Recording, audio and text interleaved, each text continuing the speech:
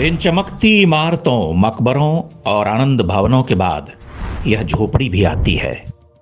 आप सोचते होंगे इस झोपड़ी में देखने के लिए क्या रखा है। ऐसी लाखों झोपड़ियां तो सड़क और रेल से गुजरते हुए दिखाई दे जाती हैं। सच कहते हैं, इन झोपड़ियों में कौन फंस कर रहता है। लेकिन जरा ठहरिए, इससे पहले कि आपकी भागती आंखों से यह ओझल हो जाए और आनंद भवनों के अलंकार में आप डूब जाएं, 2 बूंद जल अपनी दृष्टि में भर लीजिए। यह झोपड़ी जिस हुतात्मा की है, उसे भारत चंद्रशेखर आजाद के नाम से जानता है। झाबुआ के अंध देहात भावरा की इस कांतिहीन झोपड़ी में ही भारत की मुक्ति का प्रातिभ चंद्रशेखर उगा था। वही चंद्रशेखर जिसकी ताव लेती मूछों से अंग्रेजी सिपह सालारों की कसी मुट्ठियां ढीली पड़ जाती थीं। वही चंद्रशेखर जो काकोरी कांड के बाद तमाम विलायती हथकंडों, गुप्तचरों, पुलिसिया पहरों को मात देकर आजाद रहे।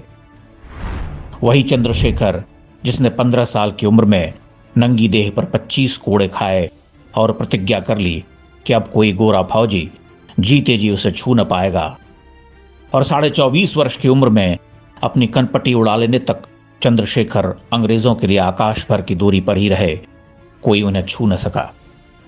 आजाद गोरी फौजों के बीच रहते, उन्हें ललकारते, हवा की तरह छू कर गुजर जाते और गोरी फौजें हाथ मारती रह जाती।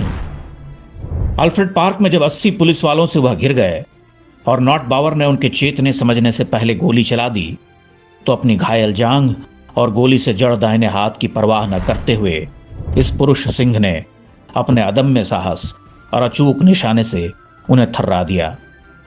आजाद एक विकट दरिद्र घर में जन्मे, मात्र 24 वर्ष की आयु में देश के लिए सर्वस्व न्योछावर कर गए।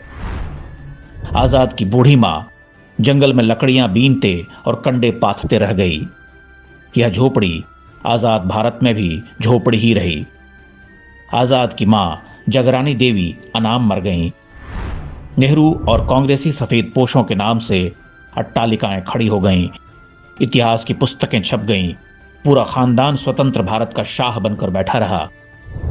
अपने देश के असली नायकों को पहचानिए, इस झोपड़ी को देखकर शीश झुकाइए।